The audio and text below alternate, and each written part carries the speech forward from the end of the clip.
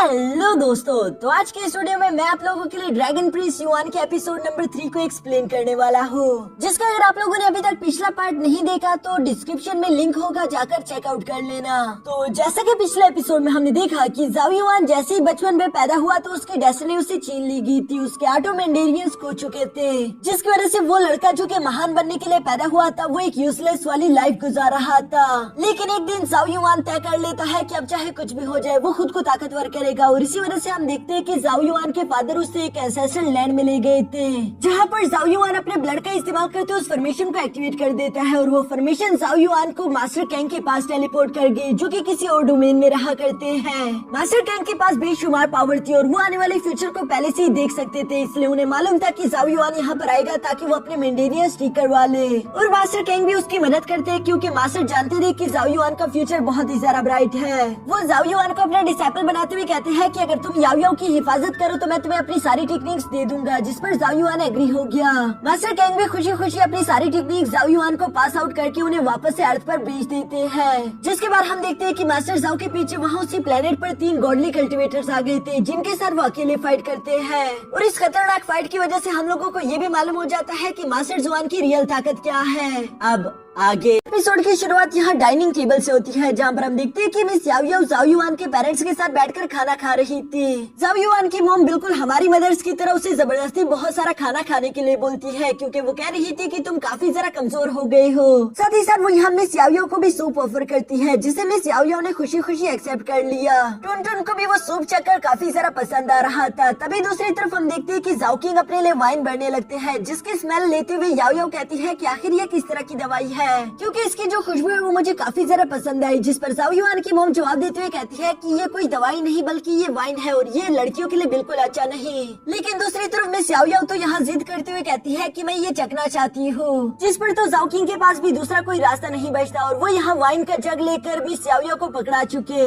जहाँ पर मिस याओ याओ ने तो डायरेक्टली जग से ही वाइन पीना शुरू कर दिया। यहाँ पर मिस याओ याओ को ऐसा करता हुआ देखकर युआन और उसके पेरेंट्स तो सिर्फ देखते ही रह गए, क्योंकि मिस याओ याओ दिखने में काफी जरा खूबसूरत लग रही थी, और वाइन पीने के बाद मिस याओ याओ कहती है कि ये काफी टेस्टी है। दूसरी तरफ मिस किन्यू यहाँ पर गुस्सा होते हुए कहती है कि जाओ किंग देखो तो सही, तुमने एक बच्ची को बिगाड़ दिया, जबकि ये कहते हुए अचानक ही उन्होंने खांसना शुरू कर दिया। मिस याओ याओ को महसूस हो जाता है कि मिस किन्यू की एनर्जी काफी कम पड़ गई, इसलिए वो फौरन अपने पास से एक जेड लोटस फ्लावर आर्टिफैक्ट निकाल कर यहाँ मिस किन्यू को ऑफर करते हुए कहते हैं कि प्लीज इसे एक्सेप्ट कर लीजिए, ये आपकी एनर्जी को वापस से ठीक कर देगा, जिस पर मिस किन्यू मना करते हुए कहती है कि नहीं नहीं, इसकी कोई जरूरत नहीं, वो तो बस एक मामूली सी वाइन है, भला इसके बदले में इतना कीमती ट्रेजर तुमसे कैसे ले सकती हूँ। दूसरी तरफ जाओ युआन तो यहाँ पर अपनी मॉम की फिक्र करते हुए कहता है कि मॉम प्लीज इस आर्टिफैक्ट को एक्सेप्ट कर लीजिए, मैं मिस याओ याओ का ये एहसान जरूर चुका दूंगा, अभी के लिए आपकी सेहत ज्यादा इम्पोर्टेंट है। जो सुनकर आखिरकार मिस किन्यू मान गई। तभी अचानक वहाँ पर एक सर्वेंट आते हुए जाओ किंग से कहता है कि एक बहुत बड़ी इमरजेंसी हो गई,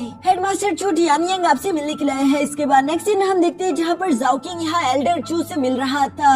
चू यानियांग असल में ग्रेट जाओ एकेडमी का एक हेडमास्टर है, जो कि क्लास ए का इंचार्ज भी था, और वो यहाँ पर इसीलिए आए थे ताकि वो जाओ किंग को बता सके कि एक बहुत बड़ी प्रॉब्लम आ चुकी है, जल्दी बिग कंपटीशन शुरू होगा, जिस कंपटीशन के दौरान जाओ एकेडमी की जितनी भी क्लासेस है वो सारी एक दूसरे के साथ कम्पीट करेगी। अब तो ऑलरेडी जानते हैं कि जो भी क्लास जीतेगी उसके पास ही सारे के सारे रिसोर्सेज जाएंगे, और हमारे क्लास के पास पहले रिसोर्सेज की बहुत ज्यादा कमी थी, लेकिन अब तो क्लास बी के हेड मास्टर मास्टर किंग के इरादे भी बिल्कुल ठीक नहीं लग रहे, जो कि लगातार पिछले 2 साल से इस कंपटीशन को जीते भी आ रहे हैं। लेकिन अगर इस बार भी वो लोग जीत गए तो हो सकता है कि डीन जू होंग मुझे हेडमास्टर की पोजीशन से हटा दे, जिसकी वजह से क्लास बी का इंचार्ज मास्टर किंग पूरी की पूरी जाओ एकेडमी पर कब्जा कर लेगा। वो एक नंबर का कमीना इंसान है, वो टैलेंटेड लोगों को आगे की तरफ आने नहीं देता, बल्कि जो उसके जानने वाले वो सिर्फ उन्हें ही प्रमोट करता है। जाओ किंग को तो ये सारी बातें सुनकर काफी जरा गुस्सा आ गया, क्योंकि वो सिर्फ इस वक्त चूट यानियांग पर ही भरोसा करता है, और वो तो बस सिर्फ यही चाहते थे कि ग्रेट जाओ एकेडमी में सारे डिसाइपल अपने टैलेंट के दम पर आए।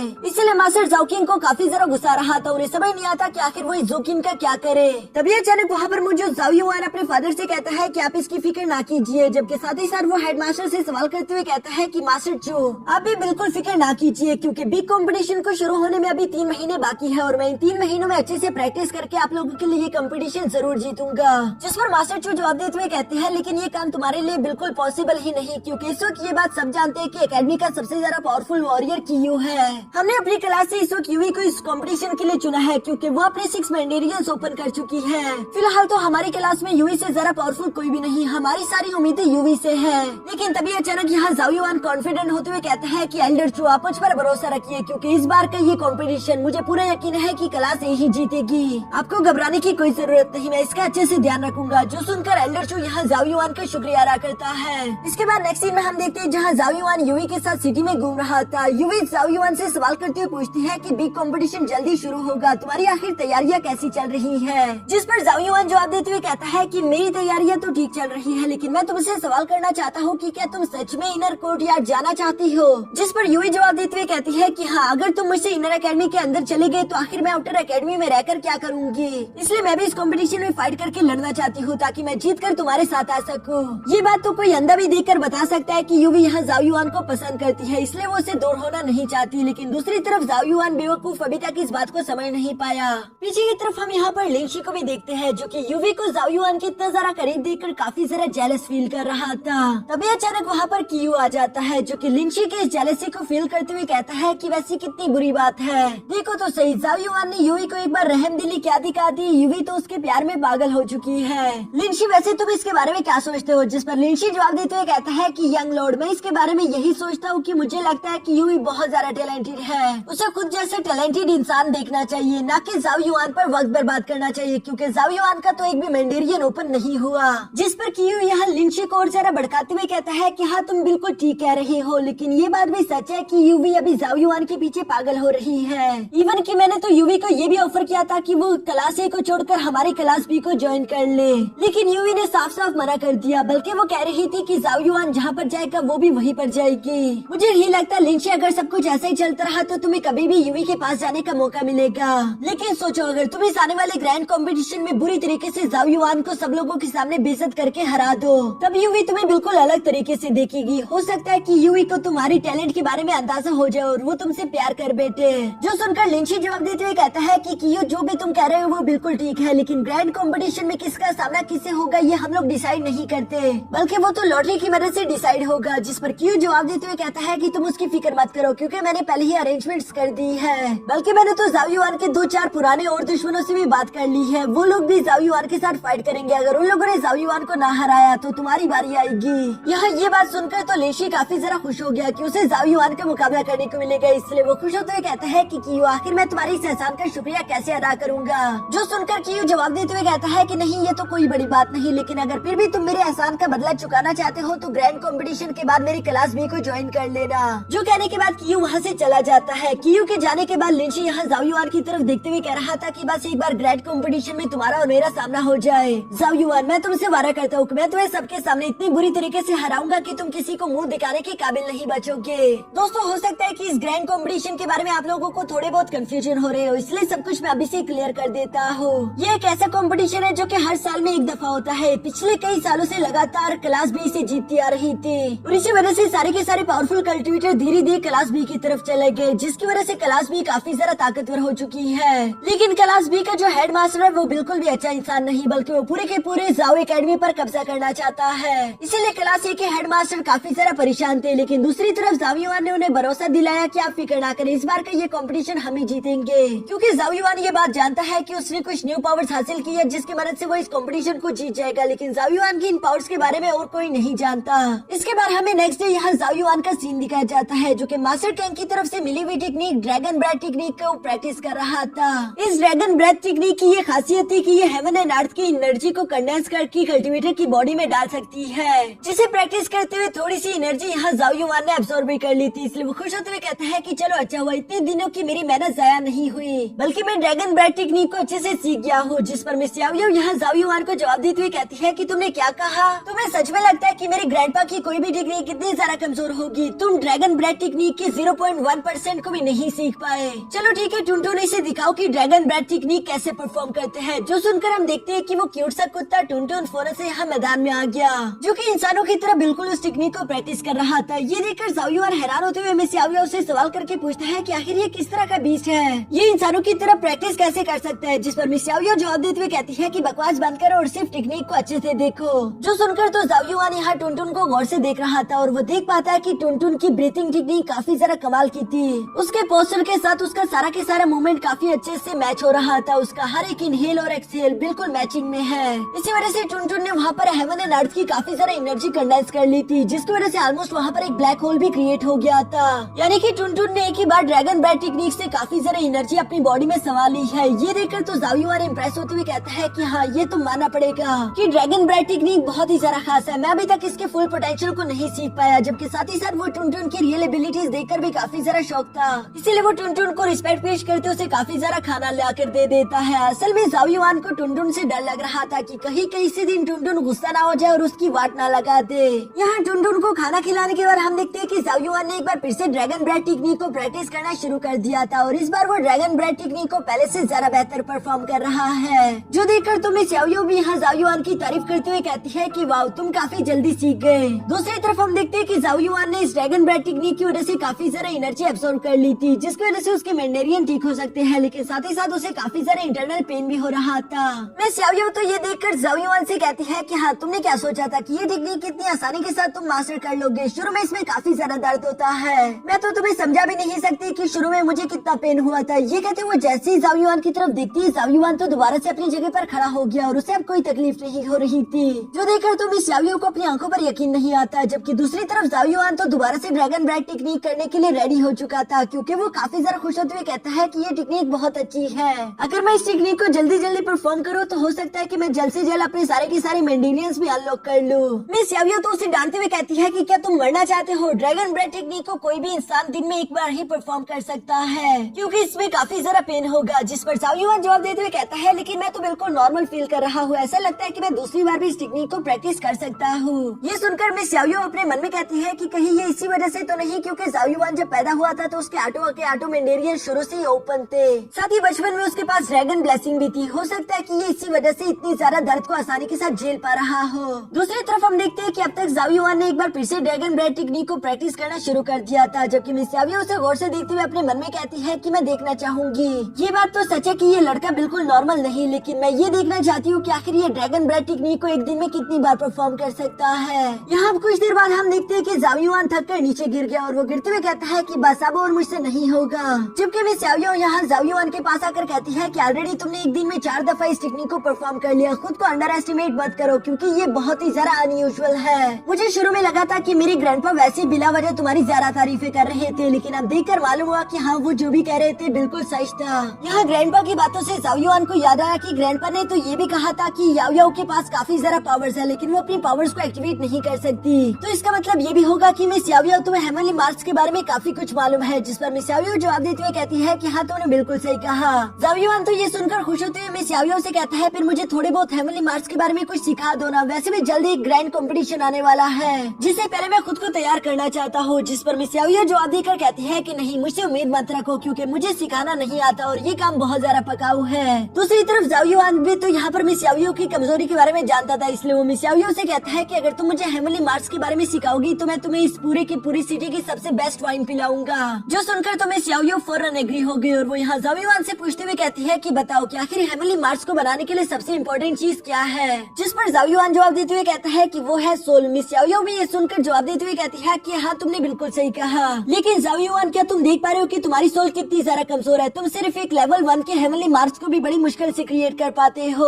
अगर तुम्हें मुझसे ट्रेनिंग चाहिए और तुम चाहते हो कि मैं तुम्हें पावरफुल हेवनली मार्क्स के बारे में सिखाऊं, तो उसके लिए तुम्हें अपनी सोल को और ज्यादा स्ट्रॉन्ग करना होगा, जिसके लिए मेरे ग्रैंडफादर ने ऑलरेडी तुम्हें केओस वॉइड टेक्निक दी थी। अगर तुम उसका इस्तेमाल करो तो जल्दी तुम अपने सोल को स्ट्रॉन्ग कर सकते हो। ये सारी बातें सुनकर हम देखते हैं कि नेक्स्ट डे से ज़ाओयुआन ने अपनी सोल को स्ट्रॉन्ग करना शुरू कर दिया था, जहाँ पर वो अपने केओस वॉइड टेक्निक का इस्तेमाल करता है। इस केओस वॉइड टेक्निक की वजह से हम देखते हैं कि ज़ाओयुआन की सोल एक अजीब सी खाली स्पेस में पहुंच गई थी, जहाँ पर ज़ाओयुआन के सामने एक ब्लैक होल पोर्टल भी आ जाता है और साथ ही साथ ज़ाओयुआन को एक आवाज सुनाई देती है, जो कि ज़ाओयुआन को इस टेक्निक के बारे में समझाते हुए बोलती है कि तुम्हें इस पोर्टल के पार जाना होगा, जो कि इस तरह के टोटल यहाँ पर 9 पोर्टल्स है। जैसे जैसे तुम इन पहले पोर्टल्स को पार करोगे तो तुम्हारे ऊपर एक प्रेशर पड़ेगा। अगर तुम्हारी बॉडी उस प्रेशर को झेलने की काबिल हो जाए, इसका मतलब तुम्हारी सोल स्ट्रॉन्ग हो चुकी है। लेकिन याद रखना, ये प्रोसेस पूरा की पूरा दर्द से भरा होगा। ज़ाओयुआन भी ये सुनकर समझ जाता है कि इस टेक्निक का नाम वैसे ही केओस नहीं है। इस टेक्निक में मुझे काफी सारा दर्द होगा, लेकिन ज़ाओयुआन ये दर्द झेलने के लिए तैयार था क्योंकि वो खुद को ताकतवर करना चाहता है। जिसकी वजह से हम देखते हैं कि ज़ाओयुआन तेजी के साथ मूव करते हुए फौरन से उस फर्स्ट पोर्टल के अंदर इंटर हो गया। लेकिन दूसरी तरफ आते साथ ही अचानक उसकी सोल पर काफी सारा प्रेशर प्रेशर पड़ा, जिसकी वजह से वो वहीं पर डिस्ट्रॉय हो गई और जाओ युआन बिल्कुल उससे बाहर पहली वाली जगह पर आ जाता है, जहाँ पर जाओ युआन दर्द से कहता है कि ये बहुत ज्यादा खतरनाक था।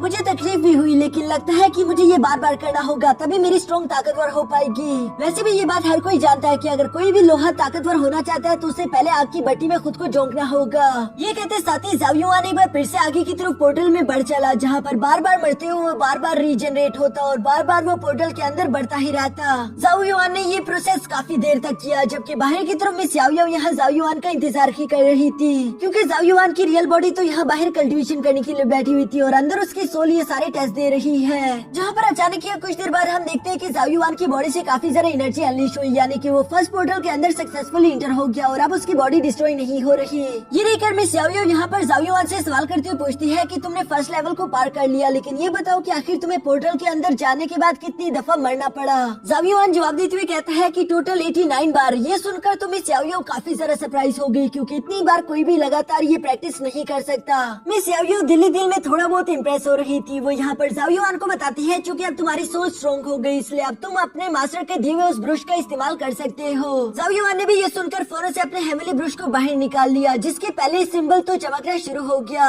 यानी कि जाओ युआन अब इसकी टोटल 10% पावर का इस्तेमाल कर सकता है। हम देखते हैं कि वो ब्रश बड़ा होकर किसी स्फीयर की तरह काम करता था, जो कि किसी भी चट्टान के आर पार हो सकता है। साथ ही साथ जाओ युआन इस ब्रश का इस्तेमाल करते हुए हेमली मार्क्स क्रिएट कर सकता है और इस ब्रश से बनाए हुए हर एक में हेमली मार्क काफी ज्यादा स्ट्रॉन्ग होगा। जाओ युआन तो ये सब देखकर काफी ज्यादा खुश हो जाता है और उसे अपना ये हेमली ट्रेजर काफी ज्यादा पसंद भी आया। जबकि दूसरी तरफ मिस याओ याओ यहाँ जाओ युआन से कहती है चूँकि अब तुम्हारी सोल पहले से स्ट्रॉन्ग हो गई, तो मैं तुम्हें एक न्यू हेमली मार्क के बारे में सिखाने वाली हूँ, जिसे कहते हैं टाइगर रोर हेमली मार्क। जिसे शुरू में प्रैक्टिस करना जाओ युआन के लिए थोड़ा सा मुश्किल था, क्योंकि जाओ युआन इस सिंबल को अच्छे से परफॉर्म नहीं कर पा रहा। जबकि दूसरी तरफ जाओ युआन बिल्कुल भी हार नहीं मानता, बल्कि वो लगातार अगले 3 महीनों तक इस हेमली रोर टेक्निक को प्रैक्टिस करता रहा। साथ ही साथ वो अपने ड्रैगन ब्रेथ और क्रेओस वॉइड टेक्निक को भी छोड़ता नहीं, बल्कि 3 महीनों तक लगातार इन टेक्निक्स को प्रैक्टिस करने की वजह से आखिरकार हम देखते हैं कि वो इन्हें मास्टर कर चुका और यहाँ टेस्ट का भी वक्त आ चुका है, जहाँ इस ग्रेट एग्जामिनेशन टेस्ट को देने के लिए सारे के सारे डिसाइपल अरीना के बाहर पहुँच चुकी थी। मिस युई भागते भागते फौरन से यहाँ जाओ युआन के पास पहुँच गई, जिसे देखकर जाओ युआन खुश होते हुए कहता है कि वाह, तुमने अपना एक और मैंडेरियन अनलॉक कर लिया, तुम तो काफी अच्छे से कल्टीवेशन कर रही हो। जिस पर मिस युई जवाब देते हुए कहती है कि तुम भी कुछ कम नहीं, तुमने भी पिछले 3 महीनों में काफी ज्यादा मेहनत की है। दूर से कियो भी यहाँ जाओ युआन को देखकर कहता है कि यानी कि जाओ युआन भी इस कंपटीशन में हिस्सा लेगा। मैंने इस चीज की उम्मीद तो नहीं की थी, लगता है कि हमारा युवर में जैसे खुद को कुछ ज्यादा ही ताकतवर समझता है। यहाँ ये सब के सभी जाओ युआन के खिलाफ प्लानिंग कर रहे थे। दूसरी तरफ क्लास बी का टीचर भी क्लास ए के टीचर से कहता है कि इस बार का कंपटीशन भी हम लोग ही जीतने वाले हैं। फिर उसके बाद ये पूरी की पूरी ग्रेट जाओ एकेडमी हमारे कंट्रोल में होगी। जो सुनकर क्लास ए का टीचर जवाब देकर कहता है कि आपको इतनी जल्दी ये सब नहीं सोचना चाहिए, मैंने भी अपने क्लास ए के डिसाइपल्स को अच्छी ट्रेनिंग दी है और इस बार का मुकाबला काफी सख्त होगा। तभी हम देखते हैं कि यहाँ कंपटीशन का होस्ट भी फौरन अरीना में पहुँच गया था, जो कि सबसे पहले अनाउंसमेंट करते हुए कहता है कि यहाँ पर पहली फाइट होगी पी यून की जाओ युआन के साथ। जो सुनकर तो सब लोग ही काफी जरा हैरान हो गए थे और वो लोग आपस में बातें करते हुए कहते हैं कि पी यून ने तो अपने 3 मैंडेरियंस को अनलॉक कर लिया है, लेकिन दूसरी तरफ जाओ युआन का तो एक भी मैंडेरियन अनलॉक नहीं हुआ, यानी कि पी यून तो काफी आसानी के साथ जाओ युआन को हरा देगा और वो ग्रेट कंपटीशन से फौरन बाहर हो जाएगा।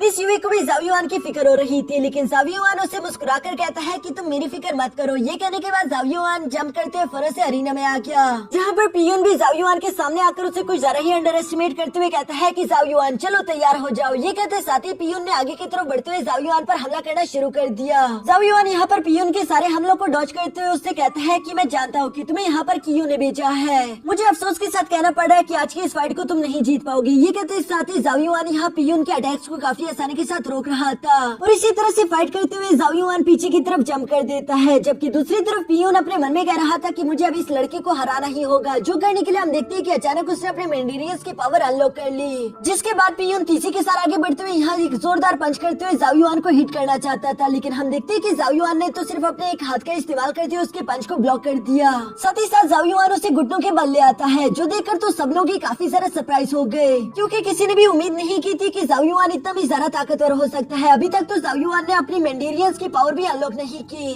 सब लोगों को ये खुद पर हंसता हुआ देखकर पी यून को बहुत ही बेइज्जती फील होती है, इसलिए हम देखते हैं कि अचानक उसने गुस्से में आकर अपने तीनों की तीनों मैंडेरियंस अनलॉक कर लिए, जिन सबकी एनर्जी का इस्तेमाल करते हुए गुस्से के साथ यहाँ सीधा जाओ युआन की तरफ भी बढ़ रहा था। लेकिन दूसरी तरफ जाओ युआन तो बहुत ही कूल तरीके से यहाँ पी यून को एक ही लात में हिट करते हुए अरीना से बाहर पटक चुका, जो देखकर तो कियो और उसके सारे दोस्तों का मुंह खुला की खुला रह जाता है, जबकि इवन यूवी भी सरप्राइज हो गई थी। ज़ाओ युआन भी यहाँ पर फ्लेक्स करते हुए कहता है कि मैं पहले राउंड को जीत गया, तुमसे लड़ना तो ऐसा था जैसे कि मैं किसी बच्चे से लड़ रहा हूँ। अभी तक तो मैंने अपने हेवनली मार्क्स की पावर भी एक्टिवेट नहीं की थी। और इसी तरह से फ्लेक्स करते हुए ज़ाओ युआन वहाँ से कूल तरीके से अरीना से नीचे की तरफ रवाना हो गया। कियो को तो ये सब देखकर ज़ाओ युआन पर बहुत ही गुस्सा आ रहा था, लेकिन दूसरी तरफ हम ये बात जानते हैं कि ज़ाओ युआन ने एक tiger roar heavenly mark technique सीखा है, जिसकी एबिलिटी कितनी खतरनाक है ये तो हम लोग नेक्स्ट एपिसोड में ही देख पाएंगे। और इसी के साथ हमारा ये एपिसोड यहीं पर खत्म हो जाता है।